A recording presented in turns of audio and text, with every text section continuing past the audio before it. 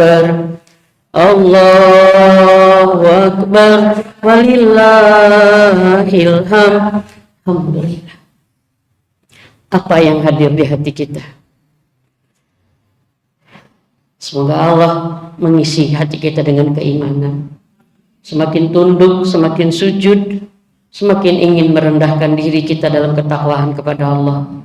Kita merasa kita bukan siapa-siapa, kita semua tidak berdaya, tapi kita akan kuat karena kita punya Allah yang maha besar. Teruslah bertakbir, perbanyak, ya, sampai sebagaimana kata Al-Quran disebutkan, kita banyak menyebut nama-nama nenek moyang kita.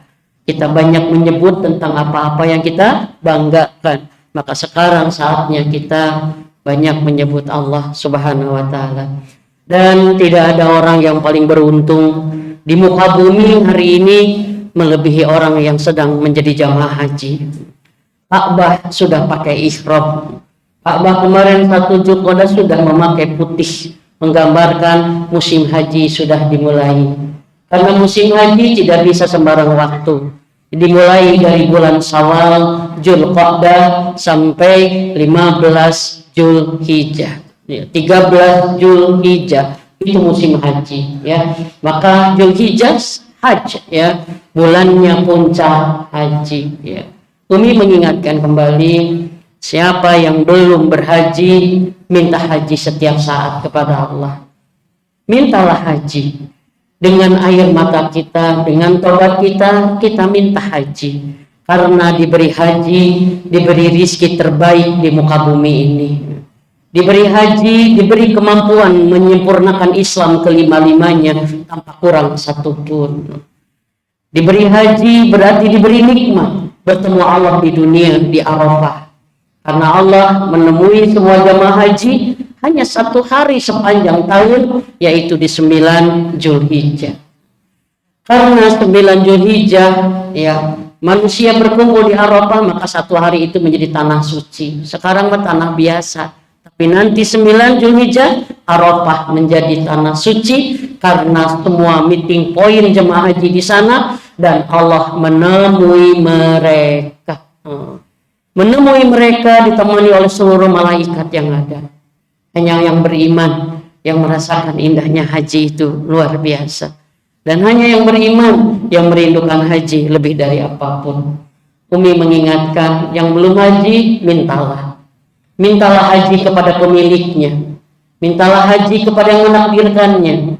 Karena kalau sudah Allah takdirkan, tidak ada yang tidak mungkin. Dan doakan semua jemaah haji sekarang luar biasa, sudah mulai terfokus ke Mekah, ya. Sekarang sudah masuk gelombang 2, ya, dari kemarin, dari tanggal 14 sudah masuk gelombang 2 dan sekarang sudah berkumpul di Mekah. Tinggal sebagian yang masih di Madinah, nanti langsung masuk ke Mekah. Biasanya 3 hari sebelum wukuf semua jamaah sudah berkumpul di Mekah. Dan tahun ini istimewa karena sangat ketat sekali pemerintah Arab Saudi untuk melihat menyeleksi jemaah haji. Yang tidak punya visa haji tidak boleh masuk Mekah itu sekarang, ya. Yang tidak punya visa haji tidak boleh masuk Mekah. Nah, kalau kemarin masih bisa visa ziarah, visa amali masih bisa, tapi sekarang termasuk mukimin yang tinggal di Arab Saudi pun tidak bisa berhaji kalau tidak punya tasreh haji. Jadi tahun ini spesial, begitu ketat. Karena belajar dari 2 tahun kemarin pengalaman haji yang carut marut, banyak yang tidak bisa masuk Arafah, bahkan diantaranya adalah haji Furoda yang bayar begitu mahal, tapi tidak mendapatkan fasilitas di Arafah, Armina. Ini menjadi pelajaran sangat besar. Doakan saudara kita yang sedang berhaji, ya. Doakan juga yang mau berangkat haji. Tadi saya dengar turun dari mobil, Pak Bayu belum keluar visanya, bismillah. Ya, walaupun secara hitungan harusnya sudah.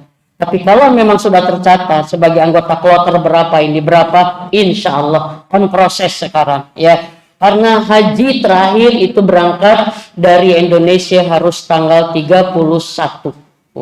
Ya, paling lambat. Jadi kalau ada yang berangkat tanggal 1, enggak mungkin. karena semua sudah ditutup, bandara ditutup, semua ditutup.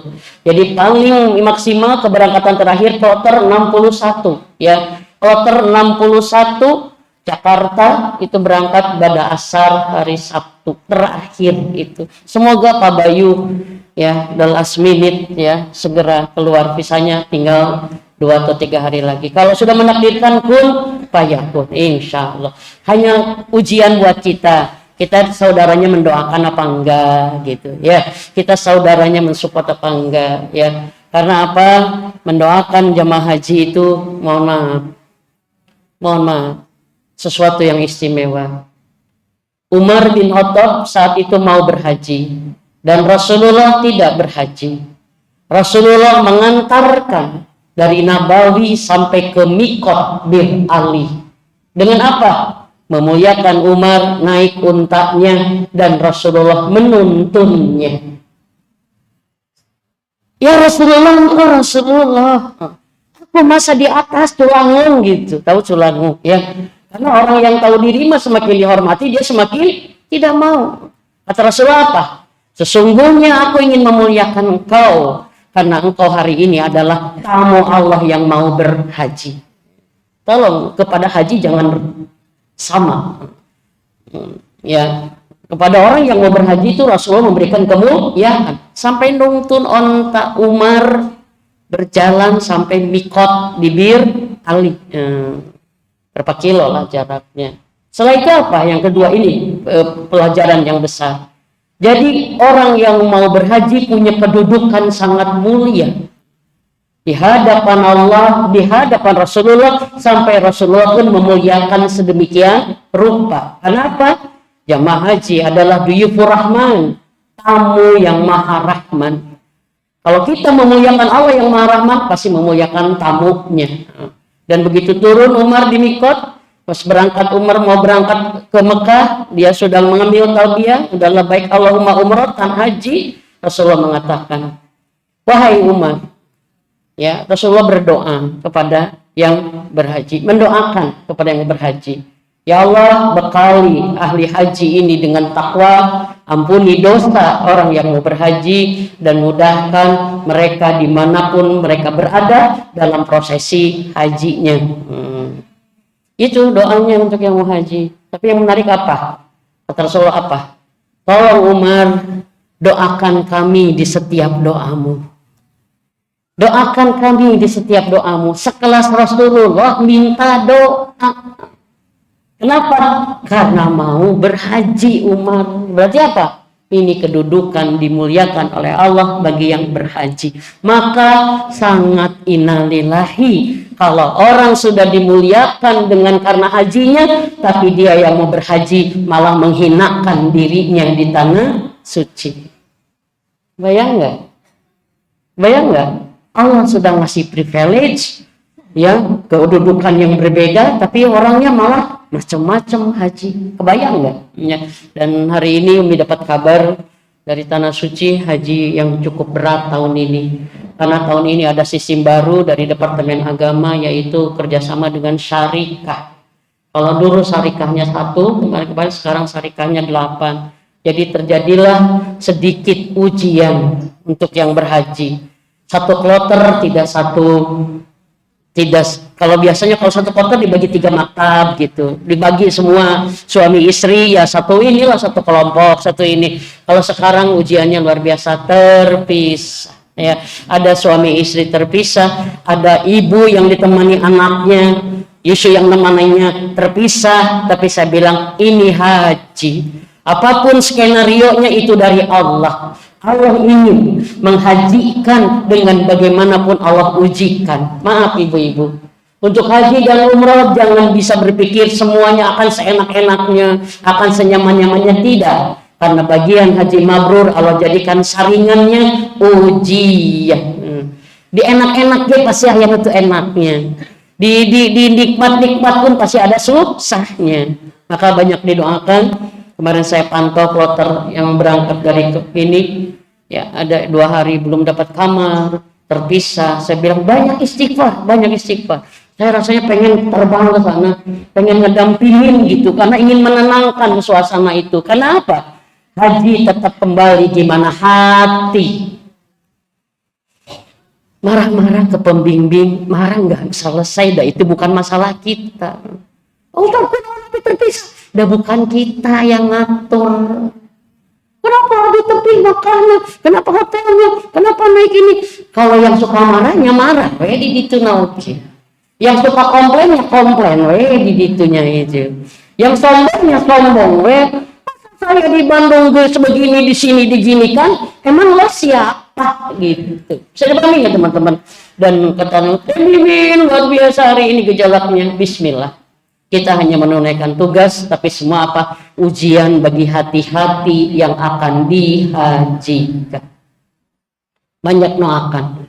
Keluarga kita banyak doakan. Semua saudara kita yang sedang berhaji banyak doakan. Semoga doa itu kembali kepada kita. Satu saat kita jadi sedang haji, banyak didoakan orang lain. Alhamdulillah ya. Sehat semua. Alhamdulillah. Saya tes. Ini mah Teh Mimin bagian ngetes. Siapa yang sudah haji? Oke, alhamdulillah. Oke, alhamdulillah. Baik. Siapa yang sudah daftar haji? Mau berangkat tahun berapa? Siap. Tahun 45 kena naon aya tahunan kene ya. Tahun 60 kena naon aya kene ngaran tahun ya. Baik. Siapa yang belum daftar haji? Yang belum? Oh, oke. Temanya ganti aja gitu, mantap ya kita. Gini, bagi yang sudah berhaji, terus minta tolong kepada Allah agar istiqomah dalam mabrur haji. Karena haji adalah chip, haji adalah label, haji adalah stiker yang Allah kasihkan. Kamu sudah haji. Tidak ada balasan bagi haji mabrur kecuali surga. Kata para ulama apa? Balasan bagi haji mabrur surga yang tanpa neraka. Allahu Akbar. Jadi berapapun hajinya, tahun berapapun, saya udah 20 tahun yang lalu. Kalau haji kita mabrur, kata Allah, surga bagimu tanpa ke neraka dulu. Maka PR besar bagi yang sudah berhaji adalah menjaga kemabruran haji ini jangan dirusak dengan kesombongan kita gara-gara haji. Merusak dengan kemusyrikan kita yang akan membatalkan haji kita. Nauzubillah min dzalik. Ya, jaga. Minta ampun terus sama Allah kalau kita pernah mengotori haji kita. Minta tolong lagi sama Allah biar diperbaiki. Ya, agar haji mabrur tidak dibatalkan oleh Allah. Yang kedua, teruslah yang sudah berhaji koreksi. Ciri haji mabrur 3 kata Rasulullah. Berkata baik, maka setiap kata-kata buruk kita itu bisa mengotori nilai kemabruran haji kita. Maka segera perbaiki. Berkata baik berarti apa? Berkata baik, tidak bohong, tidak berkata keji. Keji apa? Memfitnah orang, mencemarkan nama baik orang, itu keji banget tuh. Menyebarkan aib orang, membuat orang dibenci, membuat orang diingini oleh kita, nauzubillah min dzalik. Berkata keji dan tidak berkata kotor. Kotor apa berarti? Kotor lah. Ngomong yang jorok-jorok gitu. Hari ini paling ngeri kalau ada ibu-ibu yang heureui nanti nu karari itu. Ini saruseurean cicik ikan, rasanya malu lah kalau kita seperti itu. Ya, perempuan seserian ngaheureuykeun barang laki-laki, coba kebayang. Jijik. Kotor itu nggak boleh kita ini. Ya, walaupun heureuy canda, cakap-cakap tawa ini enggak. Kita harus menjadi perempuan yang bisa layak dihormati, ya. Kotor dan menyakiti. Kata-kata baik tidak menyakiti. Ya, tidak menunjukkan kesombongan, tidak menunjukkan ujub. Berkata baik itu berkata yang baik.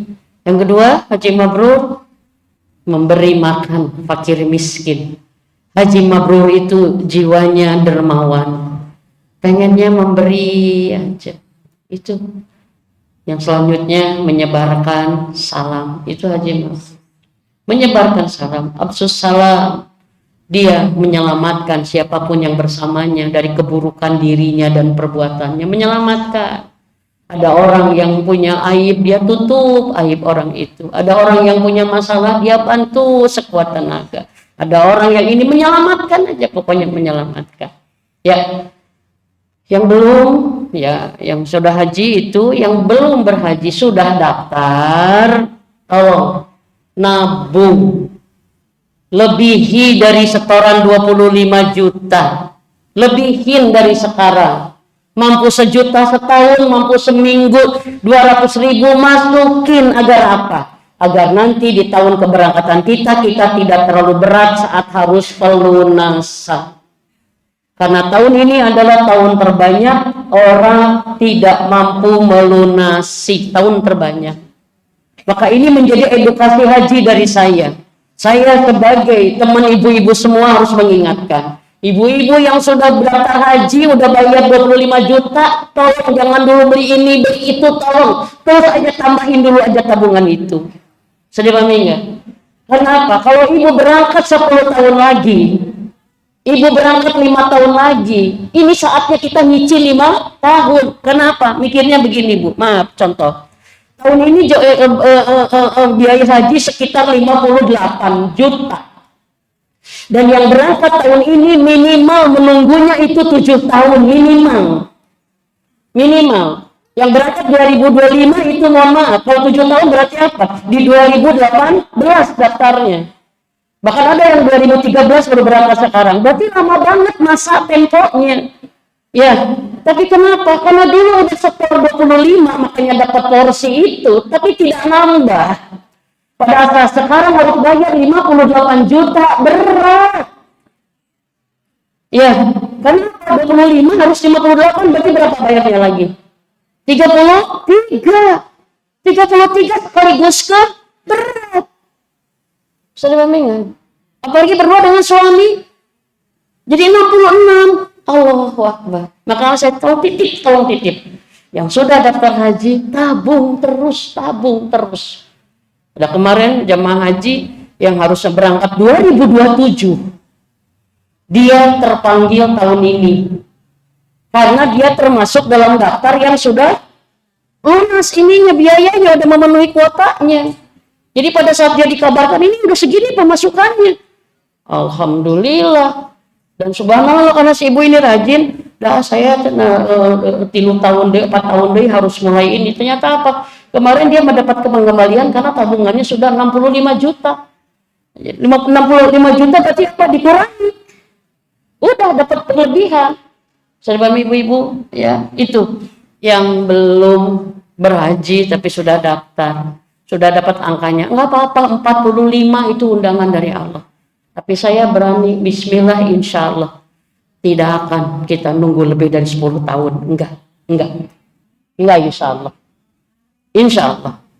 Haji oleh Allah dipermudah. Tapi tunggulah dengan persiapan. Dan manasiklah. Ya, tabung pelunasannya, manasiklah persiapannya. Ya, dan yang belum daftar, segera daftar. Belum punya uang 25 juta, nabung biar sampai segitu. Nanti Allah besarkan. Kenapa? Kalau besok lusa kita wafat dalam niat haji. Kita wafat dalam rencana haji. Kita tidak berhaji, kenapa? Karena Allah sudah mewafatkan, berarti bukan kita.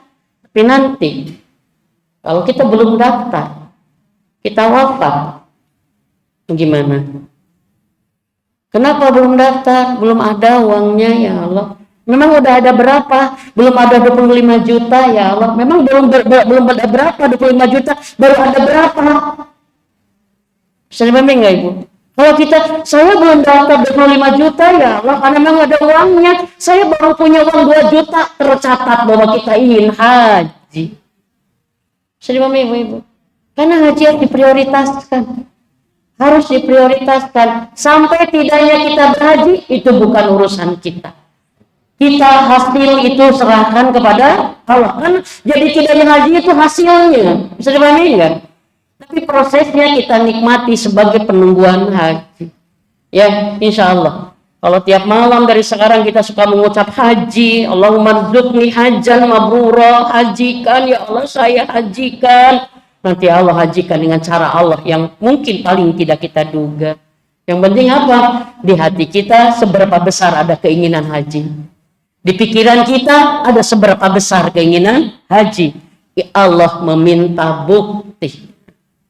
Tapi temime mau Nabi Haji ayeuna abi nembe daftar engke berangkat tahun 40 atau 50 abi kaumuran itu mah bukan urusan kita. Bukan urusan kita. Yang penting kita sudah memulai bismillah. Ya Bu. Baik, karena memang ngaji itu harus sesuai dengan situasi. Dan satu lagi, ibu-ibu yang sudah daftar haji jangan diambil lagi.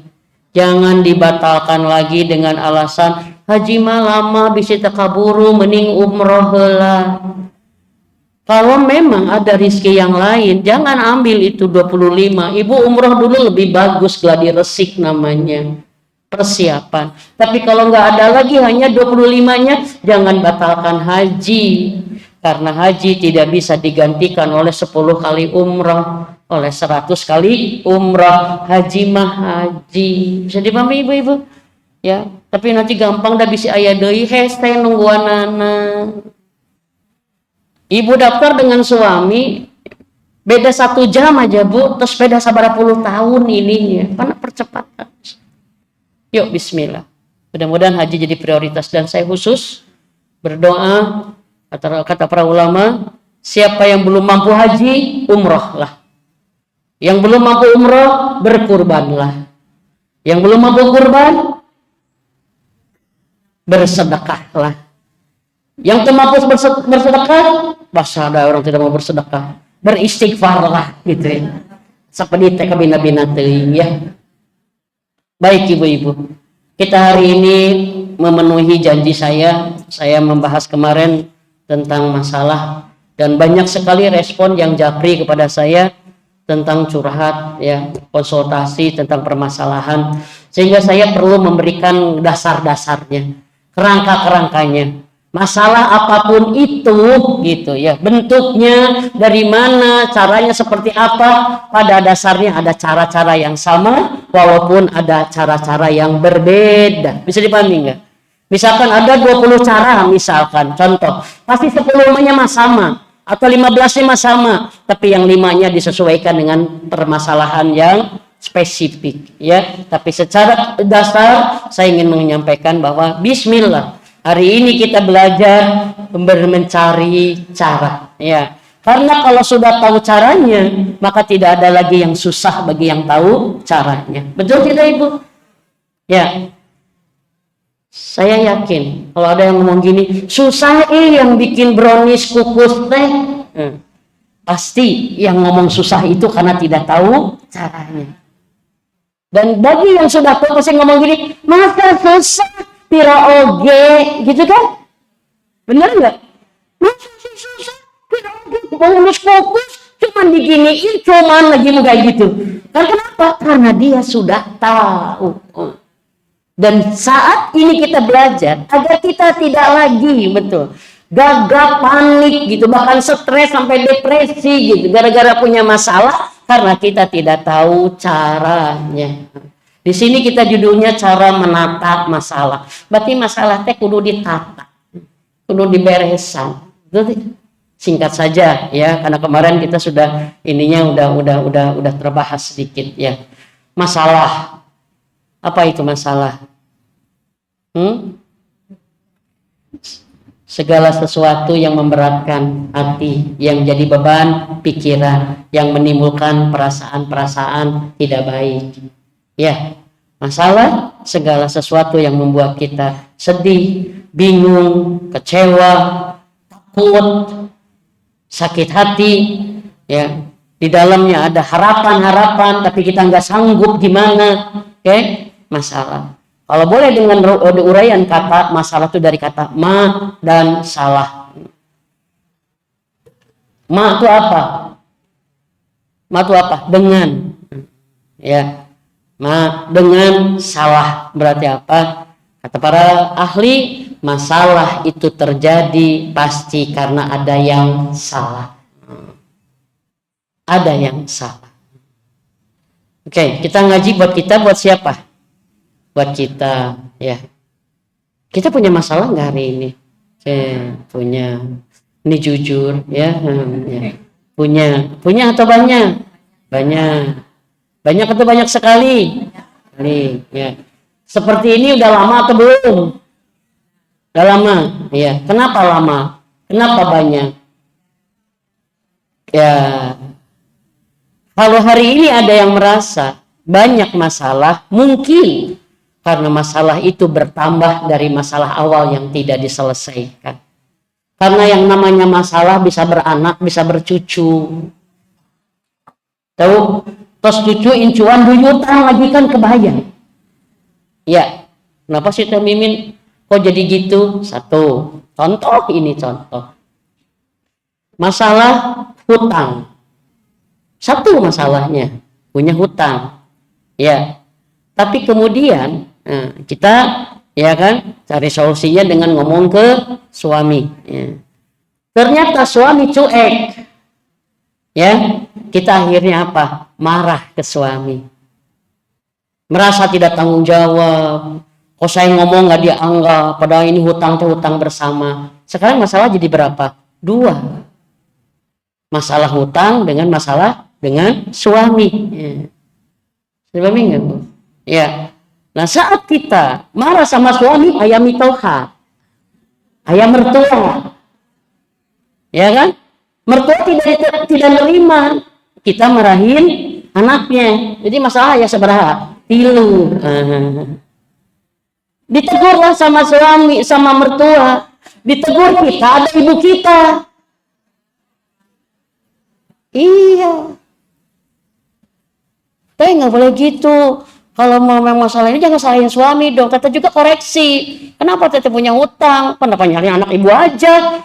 Anak ibu juga udah kerja kok. Gini. Ibunya ngedenger. Emang? Wah gitu udah. Kenapa? Karena setiap masalah pasti jadi ladang setan untuk memperbanyak. Ini yang kita ini. Memperbanyak, memperluas, memperdalam, dan juga sangat serius. Padahal mah biasa aja kan. Artinya apa? Ya, apakah masalah kita yang banyak memang dari awalnya emang udah banyak? Tapi apakah bisa jadi dari awalnya sedikit tapi jadi banyak? Ini perlu diinikan. Berarti apa? Dirunut dulu. Ya. Maka saya paling senang sama orang yang sibuk dengan masalah diri sendiri. Saya punya masalah apanya sekarang? Ya. Masalah uang, masalah ente. Oh ente, saya masih punya masalah uang, hutang nggak punya, ada tabungan, ada apa? Oke, hutang, uang clear. Kesehatan. Oh saya mah alhamdulillah sehat. Wajar weh 2 bulan sekali ke dokter mah. Ceksa wajar. Ya kan gitu ya. Oh masalah saya hati dengan ini. Masalah berat, oke. Masalah apa? Yang kedua ditulis, berapa lama masalah ini, sejak kapan masalah ini? Ada yang konsultasi ke saya, maaf, bukan satu yang konsultasi begini. Ada beberapa yang mirip, punya masalah sudah sangat lama dan resiko kerusakannya semakin banyak, semakin parah. Kenapa? Karena bisa jadi masalah ini tidak diselesaikan segera. Ya, contoh, masalah hutang piutang dari 3 tahun yang lalu. Ya, bukan hanya bertambah hutang ke yang lain, tapi semua aset jadi habis. Kenapa bisa seperti itu? Dan secara teori, kalau masalah yang lama tidak selesai, tapi menimbulkan masalah baru yang bertambah, berarti apa? Kita salah menyelesaikan masalah yang pertama. Itu koreksi. Karena kalau benar mah nggak akan ada efek yang gimana-gimana. Nah, gimana sih sekarang Teh Mimin cara menata masalah? Oke, kembalikan ya. bahwa masalah bagian dari cara Allah menguji kita. Apa yang Allah ujikan dalam kehidupan kita dengan apapun itu, yang namanya masalah sakit, keuangan, keluarga, semuanya. Kenapa? Yang diuji oleh Allah dari kita adalah iman kita. Iman kita. Iman adalah segala sesuatu yang terhubung dengan Allah, yang dihubungkan dengan Allah, yang menjadi pengingat kita kepada Allah. Dan iman adalah sesuatu keyakinan yang membuat kita bersandar total kepada Allah, bergantung, berharap, meminta itu hanya kepada Allah, itu karena kita beriman. Bisa dipahami nggak? Jadi kalau kita bicara iman, iman itu aplikasinya banyak banget gitu, bro.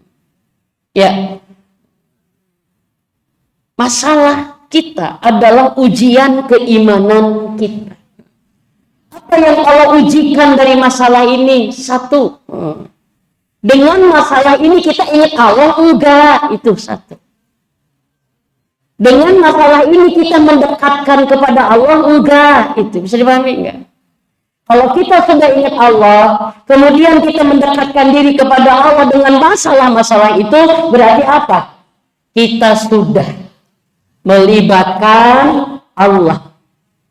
Berarti kita sudah apa? Meminta pertolongan kepada Allah. Itu.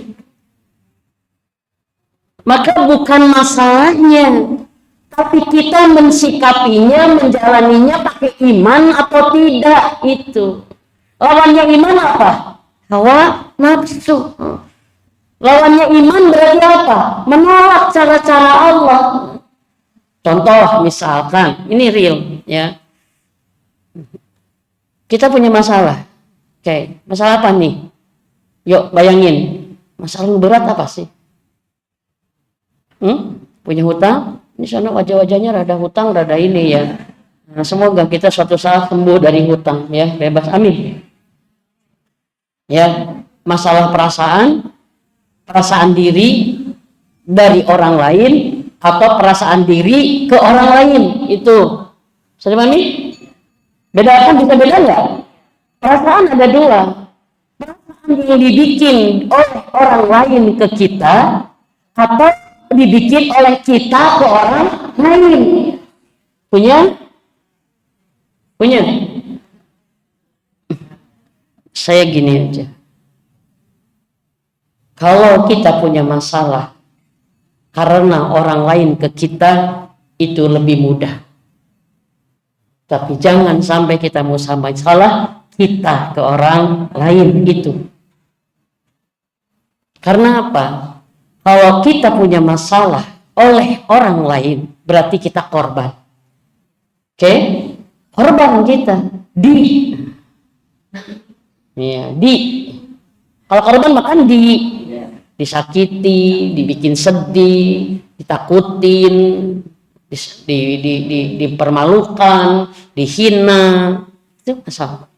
Tapi kalau masalah kita sudah kita menjadi pelaku kita kepada orang lain, itu lebih berat. Dan biasanya beberapa orang punya masalah dirinya kepada orang lain karena awalnya dari orang itu ke kita. Betul? Benar nggak? Duluan mana? Duluan kita ke orang itu ke kita atau duluan orang itu ke kita ke orang itu? Beda-beda. Ya. Ibu tadinya baik. Saya lagi senang ngomong ini. Tadinya baik ke menantu. Ibu teh karena merasa punya menantu baru ya.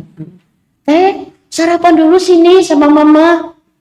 Ternyata menantu teh tengah jawab, ternyata tente. Oh ya mah, nanti. Oke, ada yang begitu? Atau enggak mah, saya mah nggak pernah sarapan pagi. Apalagi bareng nenek-nenek, nggak bisa kan begitu ya. Nah, atau gitu. Atau dia nggak menjawab. Bisa jadi respon nggak? Bisa responnya ke kita. Dan merespon sesuatu yang bukan masalah, tapi kita meresponnya salah, bisa jadi masalah. Maka hati-hati respon.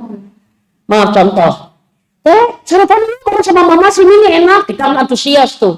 Kalau udah antusias kan pengennya responnya cepat, ya. Terus menurut kita gini aja main HP. Oke. Kalau kita berpikirnya, oh meureun teu kadengen, oh mungkin tidak terdengar, oh mungkin pakai headset, oh mungkin dia lagi asik, tanggung. Kira-kira respon di hati kita mau gimana? Sedih nggak? Marah nggak? Enggak. Biasa aja. Tapi kalau responnya kita dasar kesopan, mertua ngajak ngomong menitikeun, nyaman atuh ngomong, nya atuh kan bisa rame. Sebabnya enggak itu. Maka satu, masalah rasa kita dari kita ke orang atau dari orang ke kita. Singkat saja. Kalau masalah dari orang ke kita, sebabnya itu lebih ringan. Itu di dalam kontrol kita. Kita mau bisa menggimanakan jadi apa tergantung kita. Sebabnya, tapi kalau masalah kita, ya kita ke orang, ya ke orangnya, itu bisa jadi kita susah ngontrolnya. Karena apa? Kita menginginkan orang itu begini. Bisa dipahami nggak Ibu? Satu dari resep dari saya. Kalau masalah itu dari orang ke kita, tolong jangan menjadi buruk kita. Jangan menjadi sakit kita. Jangan menjadi sedih kita dan jangan membalasnya. Coba saya mau ini. Ada nggak kita sekarang yang punya masalah dari orang? Ada? Rumusnya itu. Omongan dia, sikap dia, perlakuan dia, perbuatan dia, jangan jadi penyakit untuk saya. Itu. Yang kedua, dan jangan saya membalasnya. Dia nyakitin saya, cukup. Jangan saya berpikir ingin menyakiti dia lagi. Dia membuat sedih, cukup. Berusaha jangan kita membalasnya membuat dia sedih. Karena yang paling berat saat kita punya masalah dari orang, kita meresponnya terlalu dalam, dan kita membalasnya juga terlalu besar. Oke? Halo? Paham? Gimana caranya? Ini ya, satu ya, perasaan. Saya banyaknya di sini. Tapi kalau ternyata perbuatan orang itu tidak bisa kita tahan, menjadi sakit kita, menjadi dosa kita, maka kita bukan hanya sekedar sabar menahannya, tapi kita pun harus menyelesaikan dengan tuntas. Terima kasih. Ayah, ibu, teteh diuji, dia suaminya dari awal menikah soalnya bilang, "Ma, kalau bisa jangan ngontrak dulu, aku pengen nabung dulu, karena biar bisa jadi DP rumah. Biar karena di rumah kita, di rumah ibu masih ada satu kamar bekas aku dulu. Kamu mesti tinggal di situ 2 tahun aja," kata suaminya gitu. Ya, kata istrinya, "Ya, mangga, baiklah," gitu. Tapi ternyata Allah menguji dia masuk kepada keluarga yang tidak manis gitu. Ya, dia orangnya lembut dalam artian sangat menjaga perasaan gitu. Ngomong hati-hati, sementara keluarga barunya itu belepak-beletuk gitu ya. To the point gitu, beda pola aja lah gitu ya. Sehingga dari awal ini kok gini ya gitu ya. Apakah nggak bisa baik itu ngomongnya gitu. Maaf, nggak pakai ada tata krama lah gitu. Lama-kelamaan dia bisa menerima, udah gayanya begitu. Molototnya bukan berarti nyentak, karena memang nadanya setinggi itu gitu. Tinggi itu bukan berarti berteriak, karena biasanya dia segitu wajarnya.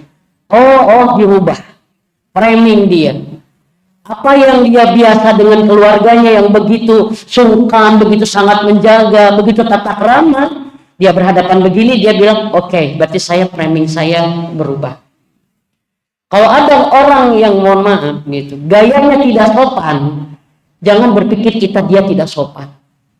Karena kalau kita berpikir dia tidak sopan terus, kita akan tidak enak terus. Memang gaya nangges gitu sih. Kesopannya gitu, Sedih enggak? Jadi apa? Jadi kita memberikan permakluman, bisa dipahami nggak Ibu? Pemikiran yang berlawanan dengan tata norma kita sebelum itu, bisa dipahami. Kecuali kepada hal yang memang sudah jelas, maaf, dosanya ya iya beda, itu mah tidak bisa diini lagi. Ya, seperti itu. Ternyata apa? 2 tahun tidak bisa ditahan, karena ternyata konfliknya luar biasa. Ya kan? Salah sedikit aja itu sekeluarga bisa tahu semua dengan cepat gitu. Si teteh mah tara bisa nyuapan budak, mata budak teh begang. Itu cerita pagi hari. Ini cerita keluarga yang memang rawan konflik seperti itu dan suka konflik. Saya lagi nyuapin saat itu. Anak saya memang baru sembuh sakit. Makanya badannya kurus gitu. Ya. Pas disuapin sama saya dia tidak mau. Ibu mertua ada. Saya budak teh kunaon gak mau makan. Iya mah ini mungkin masih parah raid baru lain parah mungkin tengenah makanan anak. Oh jebet gitu. Sing eta kudu kreatif jadi indung teh. Jebet lagi. Mohon mah. Mohon ke satu masih dengan energi baik. Mohon katiu. Mohon enggak gitu ya. Lama kelamaan apa ibunya ngomong gini, ya pantas satu anak tebegang gitu udah makan lagi bla bla bla bla bla bla. Jadi orang tua tuh kudu bisa ngurus bla bla akhirnya. Dia bilang ya sudah. Tapi saya capek Umi, mungkin saya udah ngurus anak di rumah sakit. Udah teman tuan cuman komen aja karena ada orang yang tidak ada pernah membantu tapi komennya kan beda kayak ini. Kenapa sih dia nggak mau makan? Oke, mama mungkin ini nih mama boga kan beda, betul tidak? Ini mau terus menilai, ngejas, tapi tidak mengerjakan apa-apa. Itu makhluk yang menjijikkan yang begitu teh. Kita jangan jadi makhluk yang menjijikkan. Harusnya apa? Kalau kita nggak bisa udah nggak komen gitu. Saya pahami nggak? Dan itu karakter ini ada. Akhirnya saya sedih, saya ini konsultasilah ke saya. Umi, saya boleh nggak meminta janji suami saya? Ini udah mau 2 tahun. Karena saya khawatir. Kalau saya terus mendapat perlakuan ini, saya khawatir hilang hormat saya kepada keluarga suami. Hilang kesabaran saya sehingga saya marah, menjawab gimana. Saya udah mau jebol nih Umi, gitu. Dan saya pun mohon maaf, sekarang saya ngerasa, kok saya punya karakter gini ya. Saya pengen membalas gitu, pengen nembal, pengen ngejawab gitu. Padahal itu bukan karakter saya. Saya bilang berarti itu udah ambang batas. Kalau teteh niatnya saya ingin menjaga tetap sikap hormat saya. Minimal saya perlu waktu ruang untuk tidak diganggu dulu.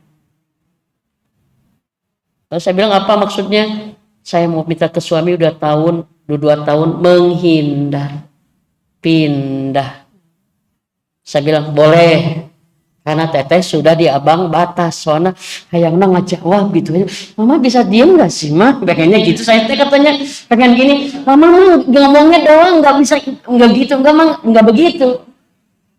Karena yang saya tahu mertua saya nggak pernah ngurus anaknya sedemikian ini. Tapi sekarang dia ke saya komennya kayak ahlinya luar biasa. Nah, karena saya sering mendengar dari suami saya, si mama mau ngomong udah gitu.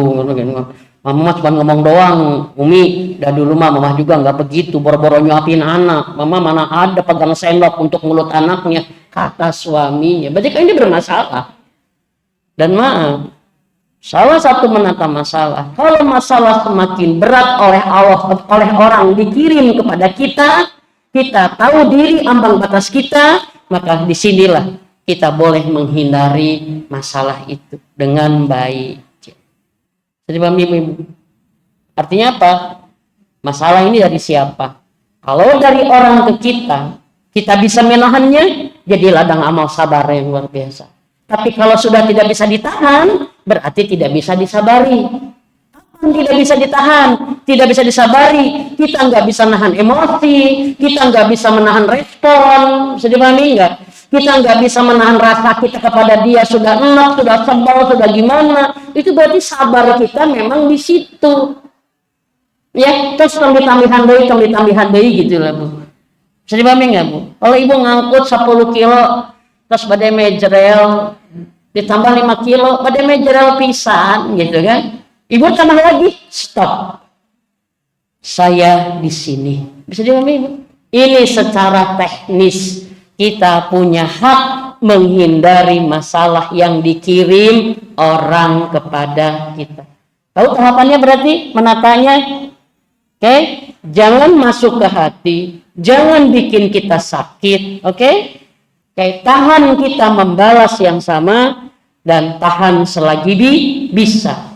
Tapi kalau kita sudah tidak bisa menahan, yang menyebabkan kita jadi dosa, kan indikasi tidak bisa sabar, dosa ujungnya, ya kan? Maka kita menghindar untuk menyelamatkan dari pemicu masalah. Oke? Kalau masalah dari kita ke dia, kalau sebabnya tidak dari dia ke kita, berarti kita buruk. Sebab kita ngebenci orang, sakit hati sama orang, yang orang tuh nggak pernah ngapa-ngapain ke kita. Sebab ada yang begitu-gitu? Ada. Saya mah sebel dah sama dia, nggak tahu dah, saya mah nggak respect sama. Kenapa gitu? Ya nggak tahu, pokoknya gitu aja. Gitu ya. Saya sakit hati sama dia. Kenapa gitu? Sakit hati kenapa? Emang dia nyakitin kamu apa? Emang dia berbuat apa? Enggak sih. Emang dia enggak sih. Cuma apa? Kata si Anu. Wah, itu. Hati-hati Bu. Kita saya mohon maaf. Kalau kita menyimpan rasa negatif yang sangat besar kepada seseorang karena katanya, bukan karena orang itu, untuk kalau saya mengatakan kasar, kita blow-on pisan gitu. Bisa dipahami? Makanya ada suka begini, saya gimana ya menghadapi mertua? Kenapa? Kata adik saya, mertua saya suka ngomongin saya. Kata kakak saya, mertua saya gini. Ini baru katanya. Gak bisa. Terlalu berat hisab kita di hadapan Allah kelak. Kalau kita punya rasa sakit yang serius hanya karena katanya. Hari kamu nggak punya kemampuan untuk mengkonfirmasi kan gitu. Jadi mau nggak? Maaf punten, abdi denger di si teteh saurna mama ke abdi ke abotan, saurna abdi disebut tidak bisa ngurus budak, tidak bisa ngurus itu, laras mah memang nggak clear kalau gitu. Clear kalau gitu. Tapi maaf, upaya kita tabayun adalah baik. Karena kita jangan sampai punya rasa oleh hal yang fiktif. Tuh dia mah udah nyindir tuh, gimana, nyindir dari mana? Tuh statusnya bisa tahu dari mana kalau itu untuk kita. Bisa dipahami nggak? Emang di status itu disebutin yang mengarah-arah ke kita. Makanya jangan jadi orang, jangan sombong. Misalkan, si gawe nunya, maaf Ibu, hati ini terlalu mahal. Kalau harus diisi dengan yang buruk oleh orang lain, yang baru katanya. Berarti apa? Abaikan. Tapi kalau kita memang ada dengki, ada hasad, kita merasa tersaingi, dia nggak ngerasa mau ngalahin kita, tapi kita merasa dikalahkan sama dia, itu mah problem besar, berarti hati kita bermasalah. Nauzubillah min dzalik. Baik, tata masalah. Yang selanjutnya, kita cara menata masalah, klasifikasikan dulu ini masalahnya gimana. Saya dengan saya dengan dia, gitu. Bisa dipahami nggak? Ya. Apalagi dianya banyak. Saya dengan dia. Bisa jadi salah. Oke. Kalau memang kenyataannya begitu banyak orang yang Allah hadirkan sebagai penguji, betul memang orang-orang itu bermasalah semua untuk menguji kita, maka di sini kita bijak, jangan masuk circle orang yang bermasalah itu. Tadi makanya apa? Menghindar. Karena apa? Kita wajib menyelamatkan hati, wajib menyelamatkan rasa. Karena apa, Bu? Masalah kita sendiri pun pasti banyak. Betul? Gimana Teh Mimin? Ya, menata masalah ingat satu aja. Masalah dari Allah untuk menguji keimanan kita. Berarti apa? Saat ada masalah, saatnya kita menakar iman kita. Siapa yang menang dengan masalah imannya siapa? Kan Allah itu menguji iman nih. Kalau diuji berarti menang atau kalah nih. Betul tidak? Ya kan? Maaf, satu saya mau menyampaikan. Kalau karena masalah kita jadi banyak dengan Allah, kita jadi banyak belajar, merenungi, mengambil pelajaran dan hikmah. Kita jadi mengoreksi diri kita. Kita menjadi, mohon maaf, menjadi orang yang lebih bisa bijaksana menerima permasalahan. Berarti insya Allah iman kita lulus. Karena iman itu pasti menghasilkan apa, Bu? Kebaikan. Contoh, Ibu, ya. Kalau kita sedang punya masalah apapun, kita menambah rakaat sholat kita menambah doa kita menambah puasa kita menambah sedekah kita menambah zikir kita, tobat kita menambah istighfar kita, menang kita berarti. Karena apa? Setelah itu nanti Allah yang menyelesaikan. Karena saya mau bilang apa? Kebanyakan kita, mohon maaf, kita bagaimana caranya boleh, tapi jangan terlalu banyak dari bagaimana kita berdoa kepada Allah. Sudah paham, Ibu?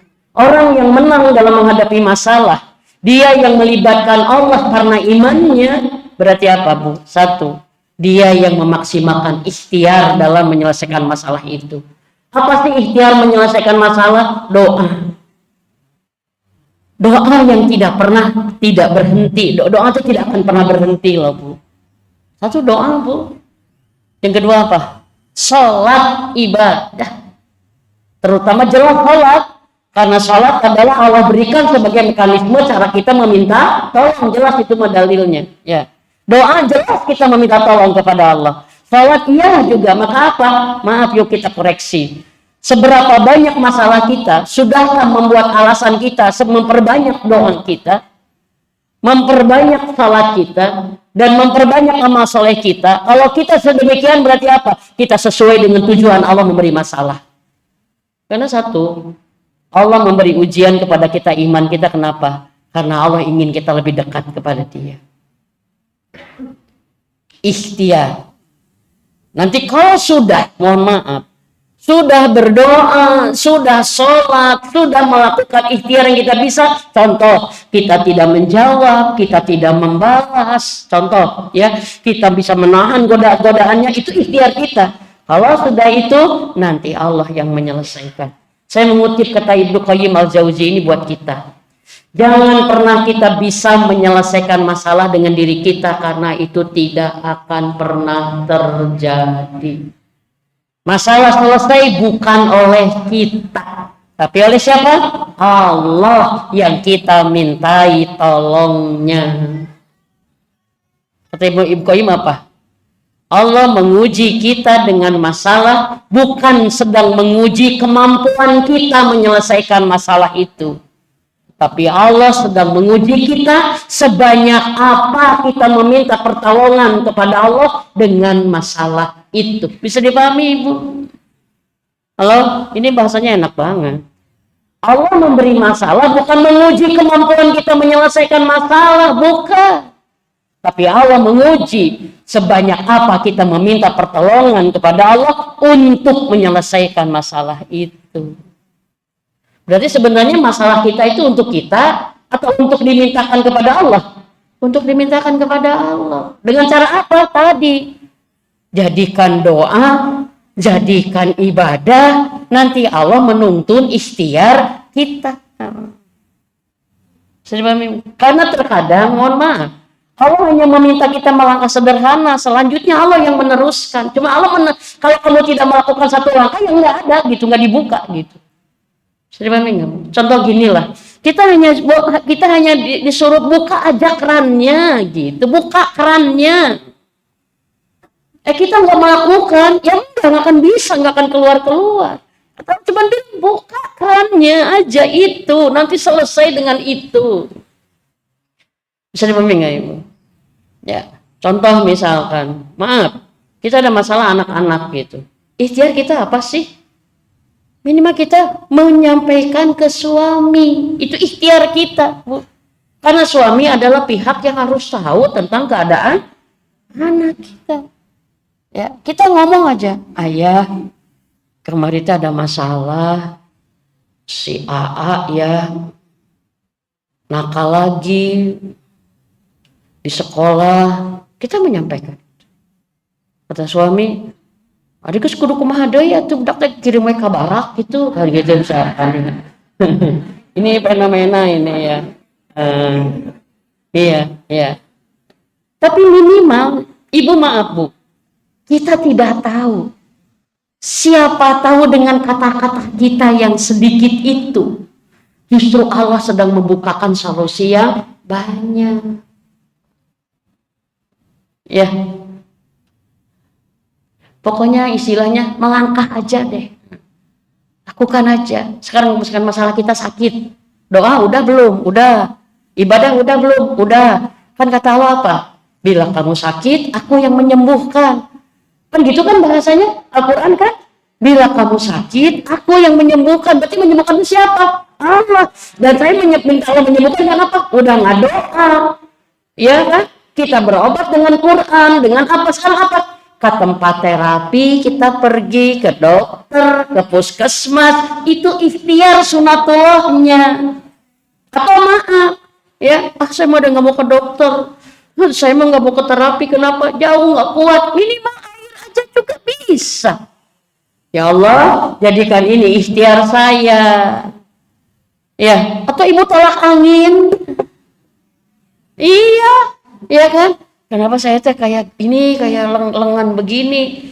Ya Allah, padahal bagi begitu. Kalau saya berobat ke dokter 150.000, dan jika saya sembuh dengan tolak angin yang 2.500, maka saya akan bersedekah Jumat Barokah 50.000. Bisa. Serius. Dan ikhtiar mah tidak satu cara. Ya. Iya. Dan saya suka begitu, Bu. Saya begitu. Kalau saya beli obat segini. Kalau ini jadi obat kan bisa jadi dikemanakan, disedekahkan kemana. Dan anak-anak saya suka ngeliat itu. Saya ada gigi goyang banget. Kalau dicabut kan lumayan, ya. Berapa Bu sagigi teh? Habis jaga dulu BPJS. Sebenarnya 200? 500? Oh, itu tidak 500 sagigi. Aku gusti eta. 150 berarti gimana giginya ya segalanya ya 500 ya 200 ya. Terserah lah pokoknya mah contoh kayaknya. Contoh 150 aja. Saya suka ke dokter bisi infeksi. Iya. Saya suka begini aja. Punten. Karena saya yakin Allah yang berbuat apapun. Tapi saya pengen dari ikhtiar saya menghasilkan kebaikan. Saya bilang, ya Allah, tolong lepaskan gigi ini dengan mudah. Dengan tanpa rasa sakit, ya Allah, dan tanpa biaya. Kalau gigi ini lepas olehmu dengan mudah, maka izinkan aku bersedekah dengan rezeki. Gitu saya, Bu. Lagi makan tiba-tiba terus ayah gigi nate. Ya, tapi cuma kawan gitu kan. Iya. Kok gitu. Padahal yang namanya akarnya, katanya kan, akarnya itu bisa kesarat segala macam. Wala quwata. Tapi saya makan, tapi dengan apa? Ya udah, kalau memang Allah bisa yakin dan selama ini juga mudah. Akhirnya saya bilang, itu sampai kata temannya ini mah sempurna copotnya. Karena sampai ke ujung akar yang sangat panjang. Kalau bukan perbuatan Allah gimana? Akhirnya bilang, janji saya sedekah. Seperti itu. Yang penting mah ikhtiar aja.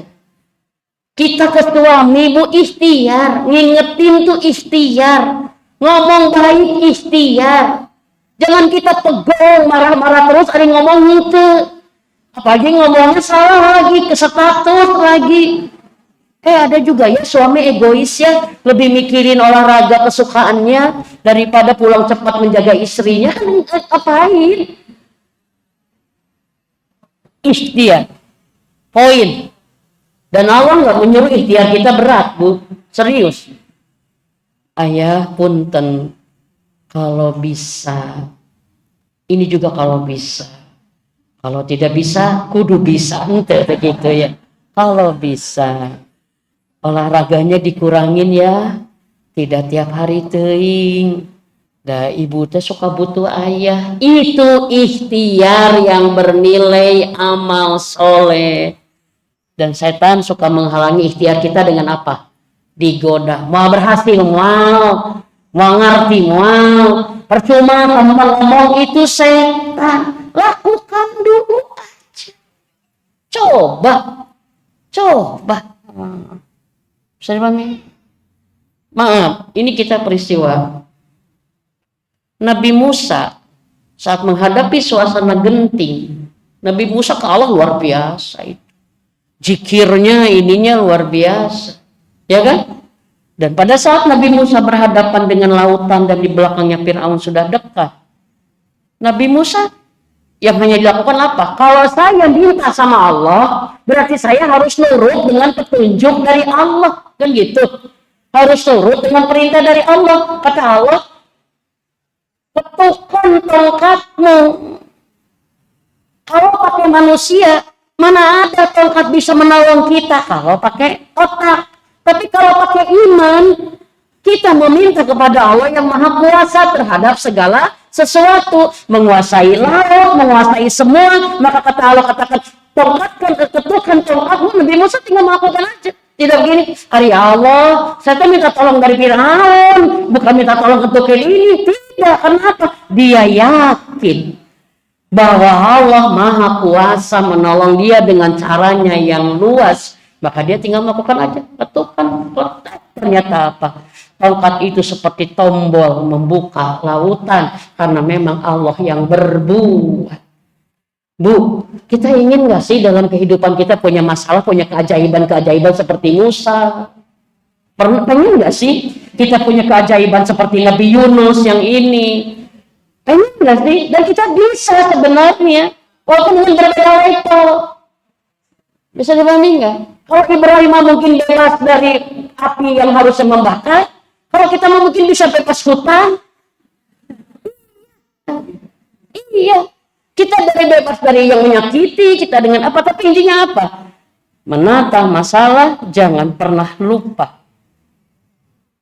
Saya suka mengatakan apa? Jangan kita terlalu sibuk mencari cara sampai lupa mendekati yang punya cara.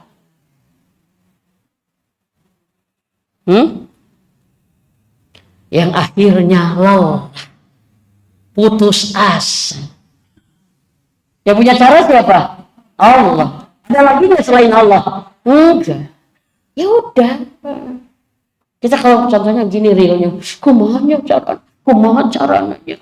Curhat ke ibu itu kumaha sih bu carana bu? Kumaha carana bu? Pas mereka nanyakan wa ahlina, ibu tuh kumaha carana? Sampai sholat lohor dilewat 1:30. Sampai tidak ke pengajian. Kata Allah, hei, aku yang punya cara. Kamu mendekatkan kepada aku kasih caranya. Gitu, ibu. Bisa dipahami nggak, bu? Iya, ya udah. Berarti kalau mendekati yang punya cara, caranya apa? Ibadah, ngado. Saya selalu ngomong, inilah kesalahan kita yang fatal. Kita lebih banyak waktu kita untuk memikirkan masalah. Ya, daripada waktu kita habis untuk mendoakannya.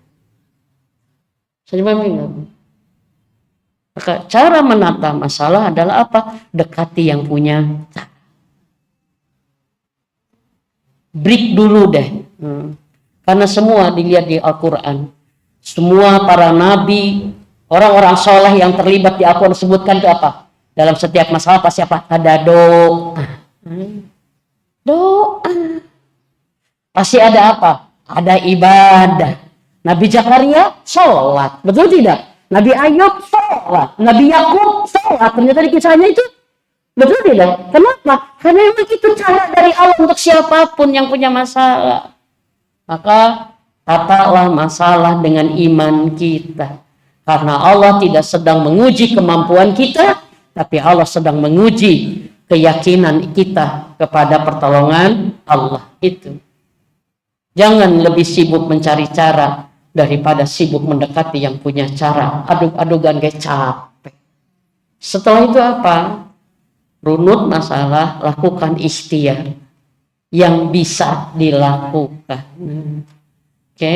Apa yang bisa dilakukan? Ya lakukan aja yang bisa dilakukan. Ngomong ya ngomong, pergi ya pergi. Diam ya diam, itu kan ikhtiar.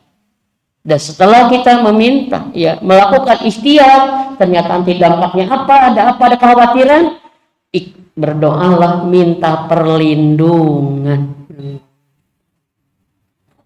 Punten, kalau ada yang dizolimi suami,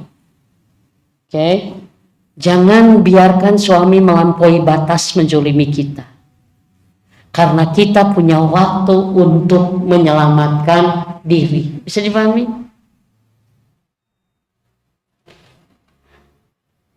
Contoh, kalau dia udah melakukan sesuatu yang membuat mental kita sakit. Ada ibu-ibu yang sakit GERD, gak sembuh-sembuh GERD-nya itu. Karena pemicunya suami. Jadi kalau suami itu kuhul, karena memang banyak sekali ininya. Kayak saya selalu bilang, tolong tahu dirilah kita. Kalau kita tidak mampu, jangan paksakan. Kita jangan ada perasaan gini, saya harus menolong anak saya harus menolong saya. Harus kata siapa? Kalau nggak bisa, nggak ada kata harus. Bisa dipahami nggak itu? Kalau tidak bisa, berarti apa? Itu yang diserahkan sama Allah, tawakalkan. Tapi nanti anak saya kalau nggak ditolong begini, itu kata kita. Bisa dipahami nggak itu? Memang kenyataannya seperti itu, ya itu kan jalannya. Tapi kita apa? Jangan jadi sakit karena apa? Kita mengharuskan diri. Untuk menolong suami, untuk menolong apa. Akhirnya apa? Mentalnya terganggu. Saya katakan tidak harus menunggu sakit jiwa untuk menyelesaikan masalah. Bisa dipahami? Tidak selalu harus menunggu habis rumah untuk menyelesaikan masalah. Karena apa? Karena pasti Allah sudah memberikan dari awal rambu-rambunya sebenarnya. Cuman kadang-kadang kita ingin masalah kita selesai sesuai dengan keinginan kita. Itu bisa dipahami. Maaf, orang yang yakin ke dokter saja, Bu, dia mau ikut maunya dokter untuk menyembuhkan kita, tidak maunya kita. Maaf, yakin ke dokter saja kita menjadi pasrah. Yakin ke dokter saja kita menjadi ridho. Bisa dipahami nggak Ibu? Iya, Ibu. Kenapa? Karena kita punya keyakinan, percaya bahwa dokter jalan-jalan sehat. Jadi jalan sehat. Maaf, punten. Ya, Ibu penyakitnya begini. Ibu harus makan obat segini. Mau, Bu.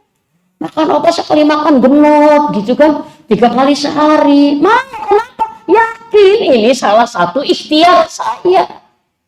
Benar nggak? Oh Ibu, ternyata penyakit Ibu sudah menjalar. Ibu harus dioperasi ya. Dengan operasi besar. Rahim Ibu diangkat, usus Ibu dipotong. Kita ada nggak mempertahankan kepemilikan usus? Enggak. Kita mengatakan, oh gitu dokter nggak ada cara lagi. Nggak ada Bu. Ibu harus begini. Kita disakiti juga ridho. Iya. Kan disakiti ya tuh Bu. Iya, walaupun dilakukannya tidak sadar, tapi kan udah sadarnya segala macam kerasa. Apa? Ini sebuah kepasrahan menyerahkan urusan kepada ahlinya. Betul? Ya, ada yang gini nggak? Enggak mau dokter, dokter manusia, nggak mau. Iya, ya supaya. Tapi ibu kanker ibu udah kau sudah biarin aja. Ada begitu. Bahkan sampai, mohon maaf, seorang ibu yang bergerak kemana-mana, gelincahnya minta ampun. Ya, saat dia diagnosa harus amputasi kaki karena diabetesnya, amputasi tangan, dia kehilangan kaki dan tangan, bersedia. Ibu maaf, ibu harus dipotong semua jarinya, karena kalau enggak akan menjalar ke sini karena yang ngomong dokter. Dia ngomong dengan ilmunya, dengan kapasitasnya. Kita sebagai pasien yakin, percaya bahwa cara dia adalah terbaik untuk kita. Baru dokter, apalagi Allah. Allah selalu punya cara terbaik untuk kita. Cuman kadang-kadang kita suka pilih cara kita sendiri, gitu. Sudah nggak Bu? Padahal maaf, cara menyelesaikan masalah pun ini bagian dari apa Bu? Dari pengaturan Allah kepada kita, sedang atur kita. Cuma kadang-kadang kita berdegong gitu ya. Iya, anak jangan digalakkan, berlaku ramah lembut lah, karena rahmatmu kamu bisa dilembutkan gimana ya kan? Ke suami harus merendah, jangan dilawan begitu, ya nggak bisa. Akhirnya apa? Mental semua. Dan maaf Bu, rata-rata kita suka menyalahkan Allah kalau enggak ini. Kenapa ya Allah kok gini? Katanya kalau saya berdoa ini katanya kayak marah kayak mohon maaf mempertanyakan mana janjimu gitu Bu. Padahal kita tidak berjalan sesuai SOP Allah. Kalau punya masalah jangan dibuka aibnya ke orang lain. Nanti kamu susah ngonterin dosa. Kita malah dibuka semua. Kayak tadi cerita yang si ibu-ibu yang pindah 2 tahun itu, setelah dia tidak nyuapin anak di komentaran, dia bilang muun. Ini yang bikin meledak. 5 menit kemudian ternyata di status keluarga. Budak ayeunanya nyuapan budak itu bisa. Pantak budak teh bararegang si garorongkong. Langsung komennya peletak, tidak terkontrol. Maaf Ibu, satu kesalahan besar. Kalau kita membocorkan masalah kita yang sedang diurus Allah, kita bocorkan kepada manusia. Salah besar. Sudah paham nggak Bu? Iya. Gini aja, kalau kita sakitnya sama, dalam satu kurun waktu kita berobat ke 4 dokter, coba bayang. Mau gimana akhirnya? Kacau. Bisa dipahami nggak? Kita sedang menyelesaikan masalah dengan Allah menyelesaikan, tapi kita ngomong ke itu, ngomong ke sini, berbuat itu, akhirnya tidak terkontrol. Tapi akibatnya apa? Masalah menjadi sulit karena perbuatan sendiri. Minta perlindungan dari keburukan masalah itu. Asia Bu, mohon maaf. Ini satu contoh SOP.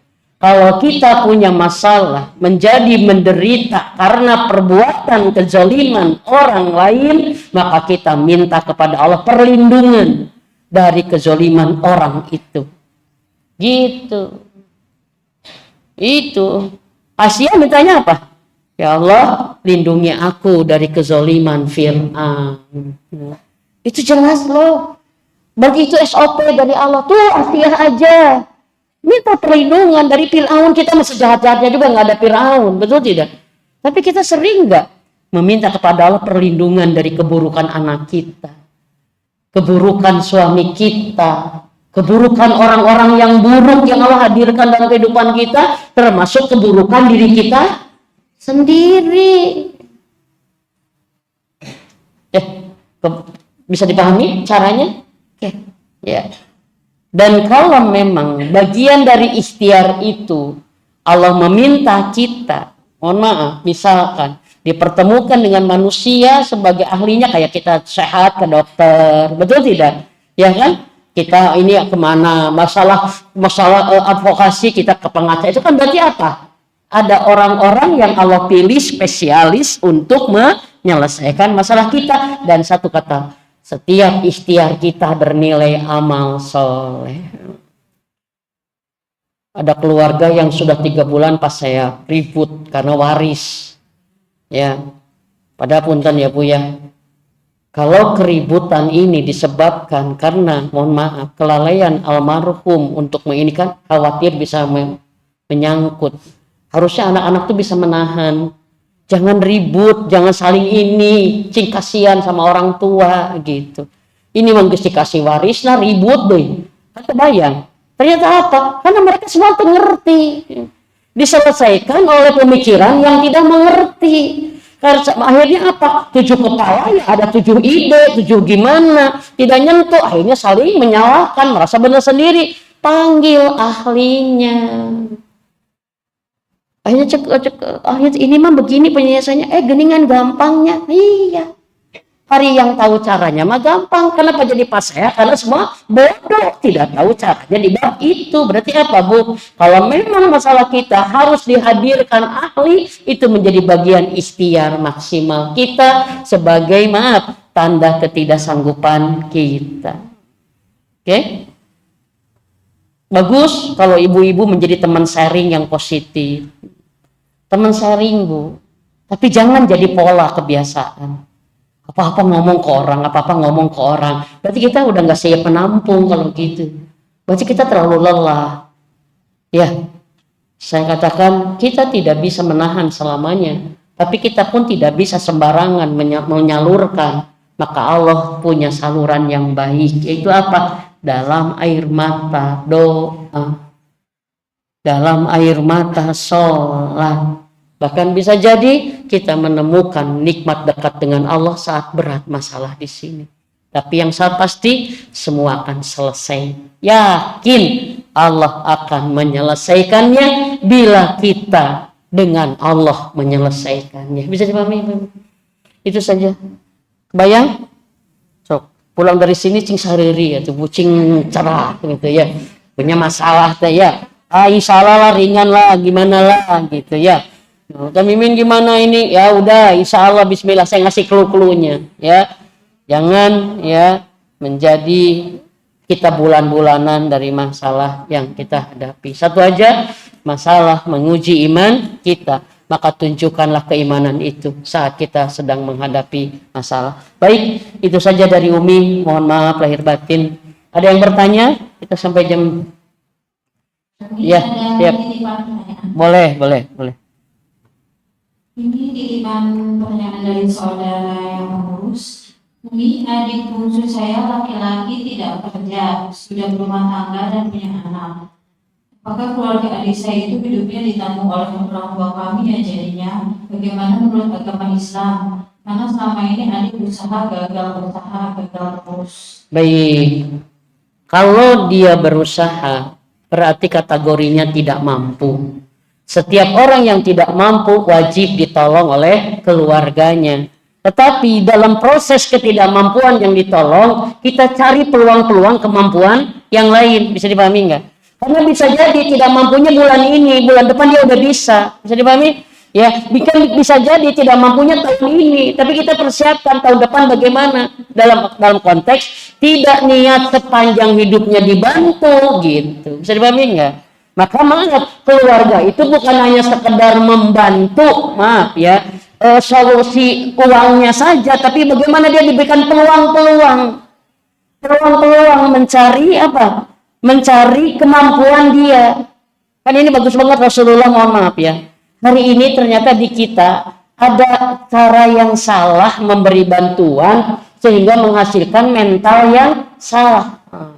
Hari ini orang, mohon maaf, dibantu tanpa sedikit pun berkorban yang masih bisa dia lakukan. Akhirnya apa? Menjadi bergantung. Kebiasaan, ya kan?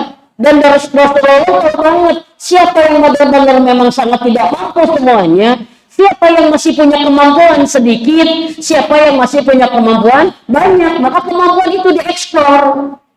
Begitu. Ya, maka di zaman Rasulullah ada orang yang tidak mampu makan, Rasulullah langsung memberi makanan kepada orang itu agar dia bisa makan. Kenapa? Saat itu Rasul tahu ini orang sudah tidak sanggup apa-apa kecuali diberi. Tapi ada, ya Rasulullah sesungguhnya kami sudah beberapa hari tidak makan. kami minta tolong kepadamu. Rasul tidak langsung dikasih makanannya, tidak langsung kisah sepotong roti kemudian terjadi lagi. Tidak, Rasul mengatakan apa? Kamu punya apa yang bisa dijual? Kan gitu ya? Aku punya kain ya Rasulullah, bawa dulu sini. Itu. Enggak begini, Rasul meni teganya pada matulungan artinya enggak begitu, karena Rasul tahu ini siapa orangnya. Kalau orang ini masih punya kemampuan, maaf Bu.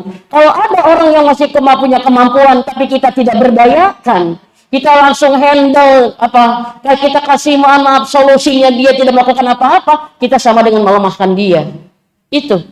Dibawalah kainnya, kata Rasulullah, oke. Kayak ini berapa kain harganya? Gak tahu ya Rasul. Kata Rasul, siapa sahabatnya yang mau beli kain ini? 2 dirham. Ada yang ngacung, siapa lagi yang bisa 3 dirham? Kayak dilelang gitu kan. Ya saya ya Rasulullah 3 dirham. Dibeli ya sama gini kata Rasul. 1 dirham untuk makan kamu. 1 dirham untuk makan kamu nih ya. Hari ini. Ya. 1 dirham lagi untuk makan kamu besok. 1 dirham lagi belikan alat. Kamu bisa apa? Bisa memotong kayu bakar ya Rasulullah, belikan kampaknya. Gitu. Besok kamu ke sini, bawa kampak itu. Jadi solusinya sempurna. Hanya besoknya dia datang, ya bawa kampak, udah makan, udah beli makan buat hari ini. Kemarin kan sudah ada yang untuk ini ya sekarang yuk kamu kerja. Ke situ pergi. Akhirnya apa? Dari situ dia menghasilkan. Dan kemudian apa, Bu? Dia tuh bisa bersedekah ke yang lain juga. Itu pemberdayaan. Jadi untuk kasus tadi, mungkin dia dibantu untuk berapa hari. Tapi untuk selanjutnya cariin peluang kerja, ajak dia usaha, ajak dia mohon maaf berusaha untuk sesuatu yang dia ini kan apalagi dia udah menikah, dia punya tanggung jawab. Begitu kalau alam bisawab. Ada lagi yang bertanya? Ya ini satu dulu ya, enggak Bu. Waalaikumsalam warahmatullahi wabarakatuh. Alhamdulillah Ibu. Oh iya, alhamdulillah di Cimarema. Alhamdulillah. Insyaallah. Ya, gimana Bu? Ini ada yang ditanyakan. Sekarang kan dunia HP begitu banyak. Ya. Nyari. Ya. Nah, kebetulan saya bilang ini masalah. Saya punya anak. Ya. Ya. Ya, ya. Ya. Nah, ini bagaimana caranya memberikan solusi, memberikan nasihat kepada anak cucu mantu itu? Ya. Sudah berjamaah itu Iya. kita bisa, tapi dia dapat ilmu. Iya. Gimana? Ya. Siap. Baik. Waalaikumsalam warahmatullahi wabarakatuh. Bersyukur kita. Pertama apa? Kalau kita memperhatikan keluarga kita sehingga kita temukan permasalahan. Karena itu bentuk perhatian. Oke. Bersyukur kita kalau kita ingin memperbaiki mereka tanpa menyinggungnya. Itu bersyukur banget ya. Karena apa? Itu niat kita. Satu aja. Semua ada SOP-nya. Selama kita niat baik dan kita caranya baik, maka pasti, mohon maaf, ini sudah jadi kebaikan buat kita, walaupun belum tentu diterima baik. Ya, maka begini Bu sekarang, kalau kita mau mengingatkan seseorang atau menasehati, mohon maaf, ya kan?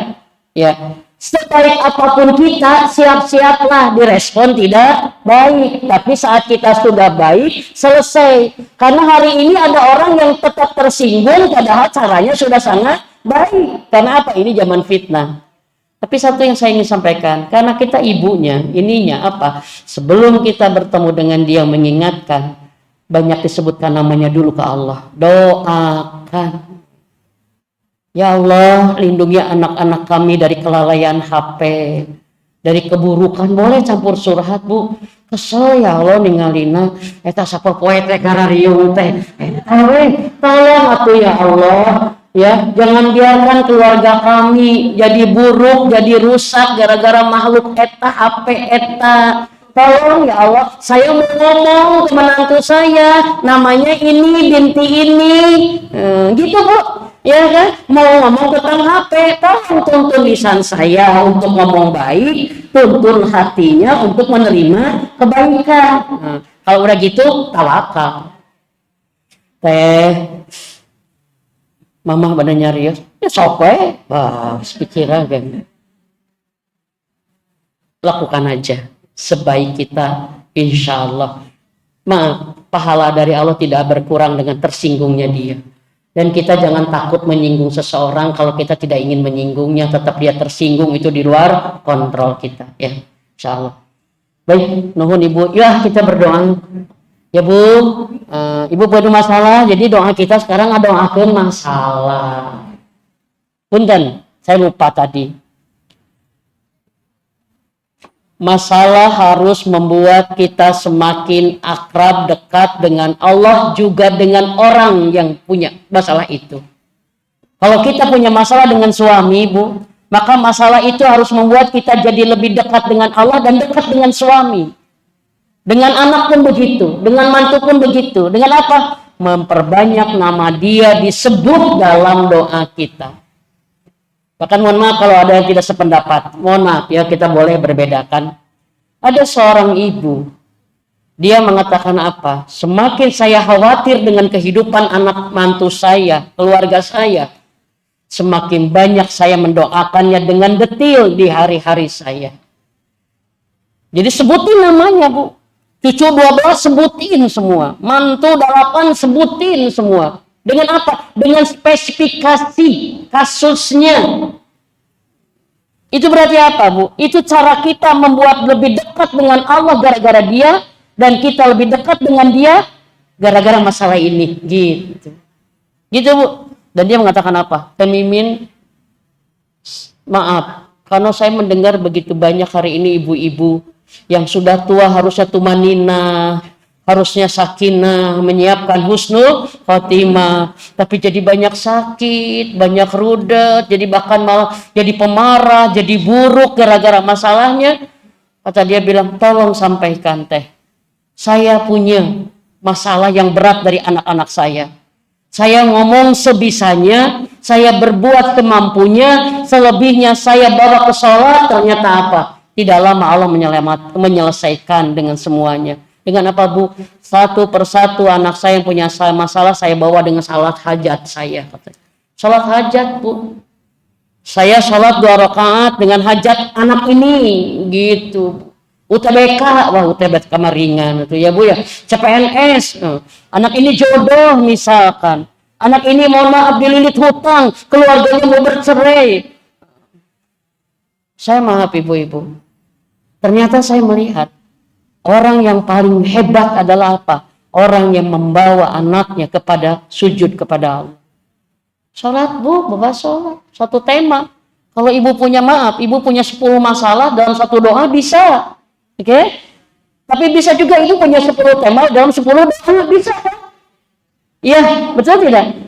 Ibu bisa dalam 2 rakaat sholat sunat hajat kita untuk semua masalah? Bisa. Tapi bisa juga kita setiap satu masalah, satu sholat 2 rakaat sholat hajat kita. Bisa. Tapi satu intinya, ini semakin kita terasah dekat dengan Allah. Saya tidak bisa. Dan kata Bu ini, jangan disebutkan nama anak kita saat kita marah. Jangan menyebut nama anak kita dalam konteks kita benci, sakit hati. Tapi sebutlah nama anak kita dengan bintinya, nama suami kita dalam konteks berharap Allah menolong dia. Tuh, Bu. Berarti apa? Bawa semuanya ke doa. Jaga rasa kita, karena rasa kita menentukan kualitas doa kita. Yuk kita berdoa sekarang. Ya. Siapkan apa yang mau didoakan. Ya. Apa yang kita paling akan mintakan. Ya, sehingga kita dibuat tenang setelah berdoa ini. Mengakulah lemah. Mengakulah tidak bisa. Berkhawatirlah masalah ini jadi fitnah. Maka mintakanlah perlindungannya kepada Allah dengan sebenar-benarnya. Allahumma sholli wa sallim wa barik ala sayyidina Muhammad wa ala alihi wa sahbihi asma'in. Ya Rahman, ya Rahim, irhamna, anta khairur rahimin, ya Hayyu ya Qayyum ya Zalalil wal Ikram, birahmatika astagis, birahmatika astagis. Allahumma aslih li sa'ni kullahu wa la taqilni illa nafsi tarfat ain. Allahumma faqihu fiddin. Allahumma inna nas'aluka ridhoka wal jannah wa na'udzubika min syahwatika wan nar. Rabbana atina min ladunka rahmah wa hayyi lana min amrina rasada. Rabbi adkhilni mudkhala sidqi wa akhrijna mukhraja sidqi waj'al min ladunka sultanan nasira. Rabbi shrah li sadri wa yassir li amri wahlul 'uqdatam min lisani yafqahu qawli. Duhai Allah yang Maha Agung, di hari-hari terindah kami di dunia, kami berkumpul di rumah-Mu ya Rabb. Bermohon rahmat-Mu tercurah sempurna untuk kami ya Rabb. Rahmati kami ya Allah, rahmati kami. Dengan rahmat-Mu tolonglah kami. Dengan rahmat-Mu kabulkan doa-doa kami. Duhai Allah, kami bersyukur kami berada di bulan Zulhijjah-Mu. Kami mohon taufik hidayah-Mu ya Allah. Tolong kami agar kami bisa mengisi detik-detik Zulhijjah ini ya Allah. Di 10 hari awal Zulhijjah ini kami bisa menambah segala kebaikan-kebaikan kami. Ya Allah, sibukkan kami di 10 hari ini dengan amal-amal terbaik kami ya Allah. Sibukkan kami dengan amal-amal yang berharap Engkau mencintai kami, dengan Engkau menerima amal dengan cinta-Mu yang paling besar untuk kami ya Allah. Ya Rahman, Ya Rahim, tuntun kami ya Allah, agar kami bisa menambah segala kebaikan dan amal soleh kami, agar kami bisa mendapat yang terbaik di hari-hari terbaik ini. Kami mendapatkan pahala amal yang paling dicintai. Ya Allah, mampukan kami menghidupkan hari-hari kami dengan takbir, tahmid dan tahlil kami ya Allah, dengan tasbih kami. Mampukan kami menghidupkannya dengan banyak istighfar kami, dan banyak mengisinya kami dengan segala amal soleh yang Engkau ridho. Mampukan kami ya Allah untuk mempersembahkan salat terbaik yang Engkau paling cintai. Mampukan kami untuk khatam di 10 hari ini ya Allah, dengan khatam yang paling Engkau cintai. Mampukan kami hadir di majelis ilmu dengan kehadiran yang paling Engkau cintai. Mampukan kami berbakti kepada orang tua kami dengan bakti yang paling Engkau cintai. Ya Allah, jadikan kami istri yang berbakti kepada suaminya menjadi istri yang paling Engkau cintai. Ya Allah, mampukan kami ya Allah untuk banyak memperhatikan anak-anak kami, menjaganya dan mendidiknya menjadi amal yang paling Engkau cintai. Ya Allah, Ya Rahman, Ya Rahim, mampukan kami di 10 hari Zulhijjah ini memperbanyak saum yang Engkau paling cintai. Ya Allah, Ya Allah, mampukan kami saum Arafah tahun ini dengan saum yang paling Engkau cintai. Ya Allah, mampukan kami untuk sholat Idul Adha dengan sholat Idul Adha yang paling Engkau cinta ya Allah. Dan mampukan kami Rabbi untuk bisa berkurban dengan kurban yang paling Engkau cintai ya Allah. Dan mampukan kami ya Rabb untuk berhaji di tahun-tahun yang akan datang ya Allah. Hadirkan kami di Arafah di tanggal 9 Zulhijjah ya Allah. Hadirkan kami di Arafah di hari Arafah ya Rabb, bersama anak-anak cucu keturunan kami. Engkau takdirkan kami keluarga yang Kau hajikan ya Allah. Ya Rahman, Ya Rahim, mampukan kami untuk bisa meniru Nabi Ibrahim dan keluarganya ya Allah. Jadikan kami seperti keluarga Nabi Ibrahim, seperti keluarga Rasulullah Muhammad SAW, mampu bersama dalam ketaatan, mampu berkorban untuk sebuah ketakwaan ya Allah. Dan mampukan kami keluarga yang Kau abadikan kebersamaannya sampai ke surga-Mu ya Allah. Ya Rahman, Ya Rahim, jadikan ya Allah Engkau mampukan kami, tolong kami, mampukan kami untuk bersabar ya Rabb, di sabar yang paling Engkau cintai ya Allah. Mampukan kami memaafkan siapapun yang menguji kami dengan masalah ini ya Rabb, dengan